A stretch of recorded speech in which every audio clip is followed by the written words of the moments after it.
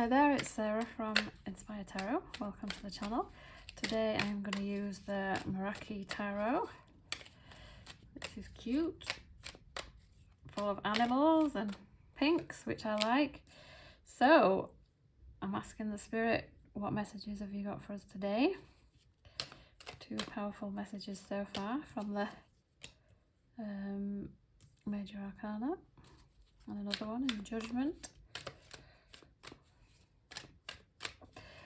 So the Hanged Man is all about seeing things from a different perspective. We know that in our worldly sense that we kind of see the world upside down and back to front in a dualistic way. And the Spirit wants us to see everything in a dualistic way, to see everything as completely harmonious, and to understand that there is chaos in the harmony, even though the egoic interpretation doesn't really understand that's essentially the way it is, and that everything that's happening to everybody is actually helping them in some way. And it's not for us to judge, because we don't really understand the divine plan. We don't understand the bigger picture. We understand that the world doesn't mean anything. We're told that the world is neutral and meaningless, and then the ego will write its script on it, which is basically to terrorize us and to keep us stuck. And then the Spirit has been sent in by God to undo this, to neutralize everything by seeing everything as innocent and pure, and that we're just making mistakes in the mind. So from our human level, we feel as though there's separate people making mistakes, but really from higher perspective, it's just the one mind interacting with itself in its confused state. So the Hanged Man is very much about surrender, seeing the world from a different perspective, so from the right mind rather than the wrong mind. And I forgot what I was going to say, it's gone out of my head. And just to surrender control, and let go, and kind of look out for the signs, and just don't resist. It's a very gentle card that's just basically saying, just stop, surrender. You need to go through some integration and change, and that you can just relax and know that you're taken care of, even though you feel as if you're hanging upside down and you're feeling very vulnerable and confused. It's okay.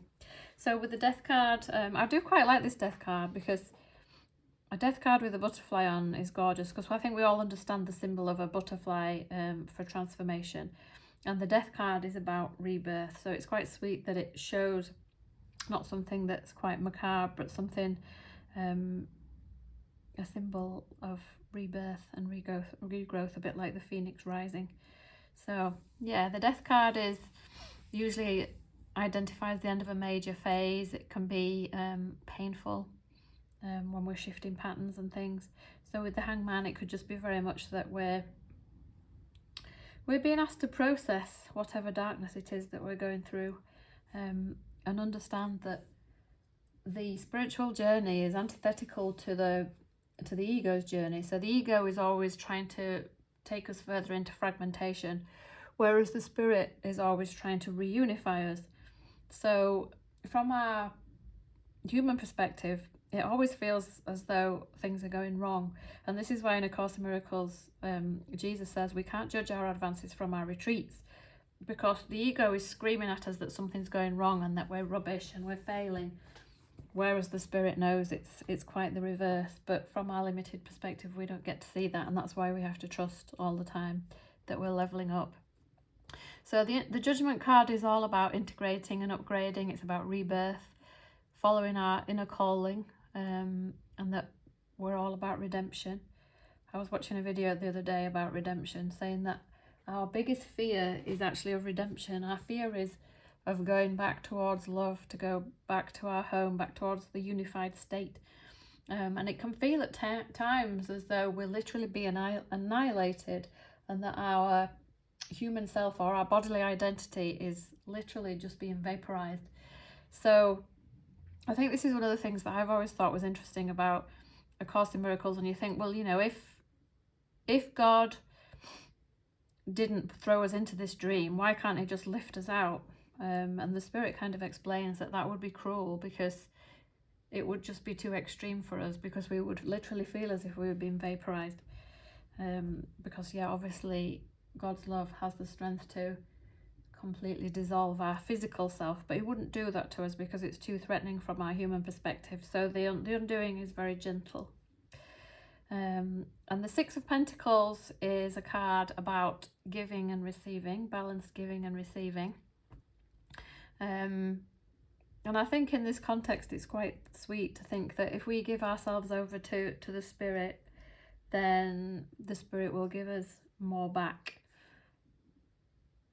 We always get a lot more back than we put in, because we're not really aware of how powerful we are, and we feel so much guilt and fear that we kind of give from our limited perspective, but the Spirit is always showing and giving us a little bit more, showing us our power a little bit more, in a very gentle way that doesn't overwhelm us. So yeah, I see the Six of Pentacles in this context is that we really need to stick to our journey.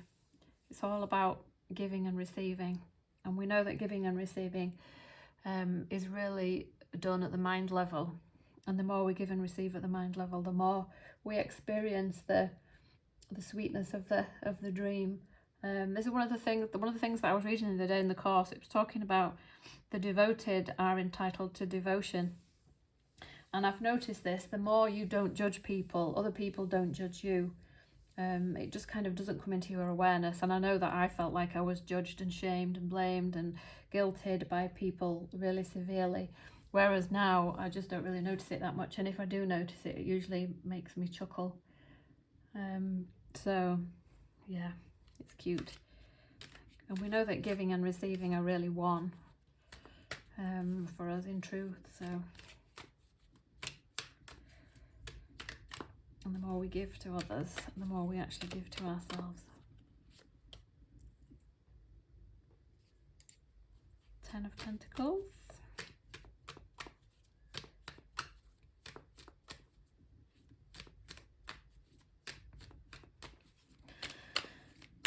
Yeah, let's have some more cards out. So the 10 of Pentacles is about material wealth or our inheritance. So in this context, we could kind of look at it as our inheritance is our divine inheritance, and almost like we're letting go of the physical world. And it's interesting, the more we do let go of the physical world, the more abundantly we seem to be living in it.